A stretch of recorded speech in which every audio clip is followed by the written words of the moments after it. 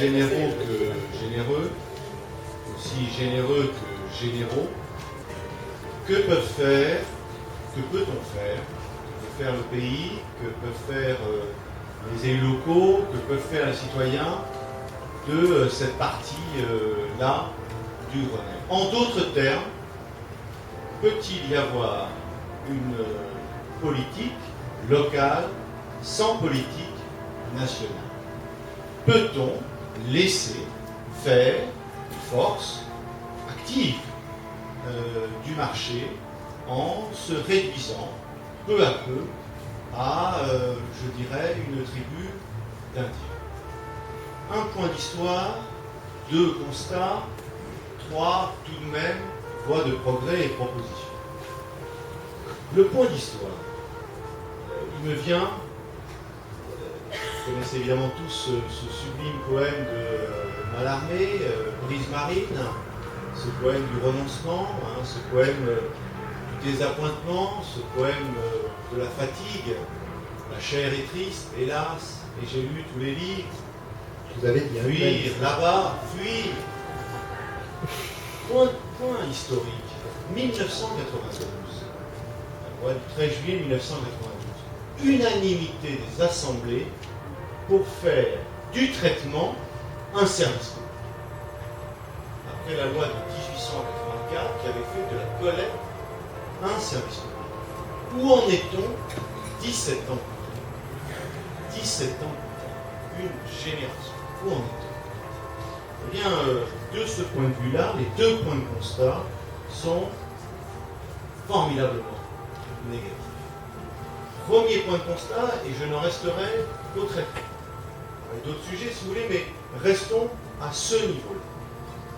Premier point de constat, une formidable régression démocratique. Formidable régression démocratique.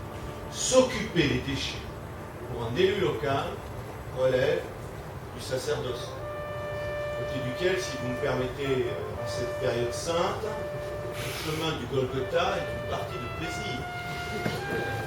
Il faut en avoir de la volonté et du courage, évidemment. Toujours par deux. Un ange passe. Ami de la poésie, bonjour.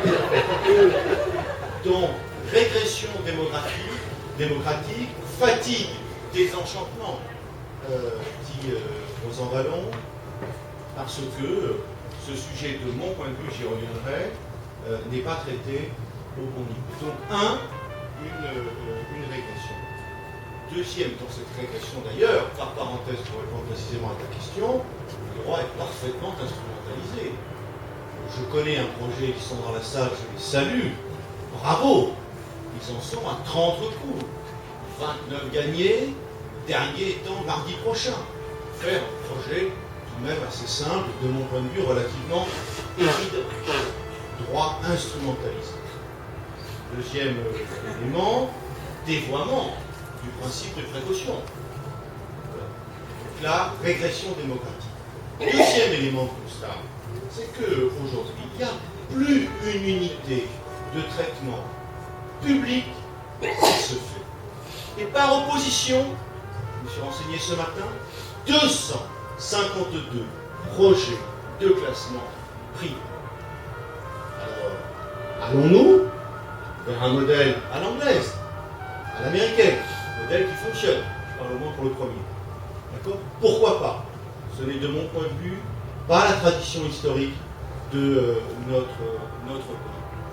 Deuxième élément, c'est la première fois en France, j'attire l'attention de M. le Président sur ce sujet-là, c'est la première fois en France que deux syndicats cette année vont se dissoudre, deux syndicats départementaux vont se dissoudre, l'un en baissant les bras, en disant je n'en peux plus, je laisse faire ceux qui savent faire, l'autre en disant c'est formidable, le privé fait pour nous.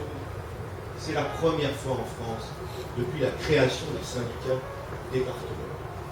Je dis attention à cette régression et à ce constat. Alors, au total, des élus épuisés, des citoyens désenchantés, des industriels actifs. D'ailleurs, ils s'en vont.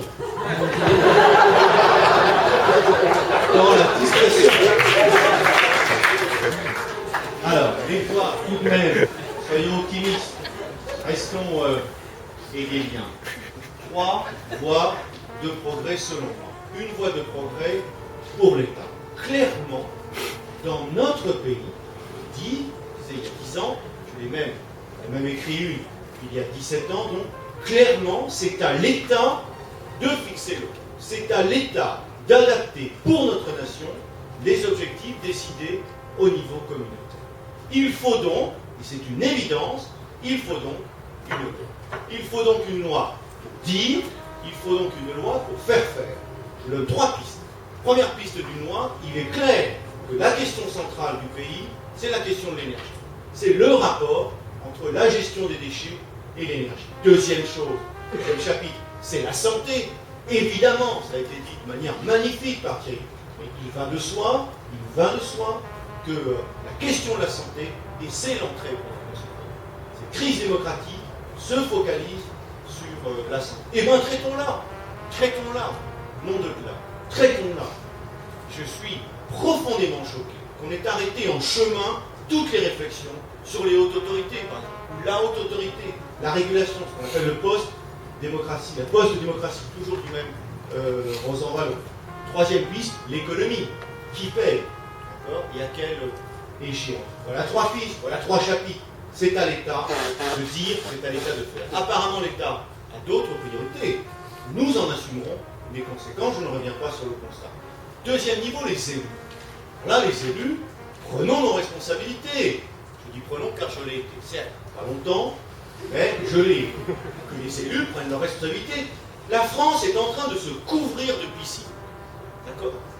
Il y a actuellement en France 243 projets de piscine. Et pas la petite piscine individuelle, la piscine collective. Et comme on est en France, plutôt à caractère olympique. D'accord? On appelle ça des centres aqualudiques. La France est en train de se couvrir de déviations pour permettre à nos retraités de passer une retraite paisible et leur éviter le bruit des camions, le bruit des voitures. Est-ce le meilleur investissement pour rentrer dans le XXIe siècle? Les élus locaux doivent décider. Ils doivent décider, prendre leurs responsabilités et évidemment les assumer. Troisième élément, les citoyens. Les citoyens sont inquiets. Mais effectivement, dans une crise de la démocratie, je parle, focalisons-nous sur les unités de traitement, elles génèrent immédiatement des oppositions parfaitement légitimes, au sens étymologique, ça va de soi. Traitons-les. Haute autorité, je l'ai dit, donnons des moyens à des contre-expertises, des moyens d'indépendance. Toute l'Europe du Nord l'a fait. Ça fait 15 ans que sur chaque projet dans l'Europe du Nord, l'Europe du Nord commençant à l'Allemagne, il y a ce qu'on appelle des conférences de consensus. Certes, c'est du temps. Certes, c'est de l'argent. Certes, ce sont des experts qui viennent expliquer et mettre à niveau les uns les autres. Faisons-le. Ça a été fait deux fois et ça a parfaitement réussi. Faisons-le dans nos domaines. De telle façon, évidemment, que l'on puisse rassurer nos concitoyens. Troisième niveau, nos concitoyens. En d'autres termes, moi je crois encore, si vous le permettez, à la parole de l'État. Deuxièmement, je crois à l'action des élus locaux et je crois même à l'action, vous savez cette phrase de la Bible, les chiens aboient et la caravane passe. Puisque j'en suis à la Bible, il y a une image qui me vient. Il y a dans la littérature mondiale, vraiment, je vous invite, je vous commande, je vous ordonne d'aller le lire. Il y a un chapitre qui est sans doute le chapitre le plus magnifique, sublime de cette littérature, c'est le Grand Inquisiteur des frères Karamazov par Dostoïevski. C'est ça, qu'est-ce que c'est que c'est Dostoïevski, généralement, ça. Mais là, c'est une synthèse. Le joueur. C'est une synthèse. C'est 750 pages que je vais vous résumer en 2 minutes parce que, évidemment, derrière ça, une philosophie. Le Grand Inquisiteur, donc, on est à Séville, et le Grand Inquisiteur, on est à environ entre 300 et 400 brûlés vifs tous les jours. D'accord? Donc, il brûle les hérétiques. À ce moment-là, le Christ revient. Jésus, pour ceux qui ne croient pas. Enfin, du moins, il y a quelqu'un qui revient. Il arrive, et comme on ne croit que ce qu'on voit, il fait 3 miracles. D'accord? Donc, il y avait un aveugle, il voit, une petite fille de 7 ans, elle remarche, et une troisième femme sur laquelle je ne reviens. Il arrive. Donc, les gens sont assez ébranlés, d'accord? Et le grand inquisiteur, homme de 80 ans, le type vraiment qui a vécu, qui sait, qui connaît la vie, le grand inquisiteur s'approche du Christ, il met la main sur l'épaule et lui dit, regarde ce que je vais faire. Il appelle le Christ, je vais te mettre en prison, ils ne diront rien. Je vais te juger, ils ne diront rien. Je vais te brûler, ils ne diront rien. Et il commence. Il lui met la main sur l'épaule, ils ne disent rien, les uns les autres. Il le met en prison, ils ne disent rien. Et là, le grand inquisiteur commence le procès de Jésus. Et il dit à Jésus, regarde, regarde-les, regarde-moi, regarde-toi, regarde où tu en es, etc. Et il prononce cette phrase qui, moi, me hante. Il dit, regarde Jésus, qu'ont-ils fait de la liberté que tu leur as donnée? Ils se tuent, ils se marchent dessus, ils s'invectivent, ils ne s'aiment pas.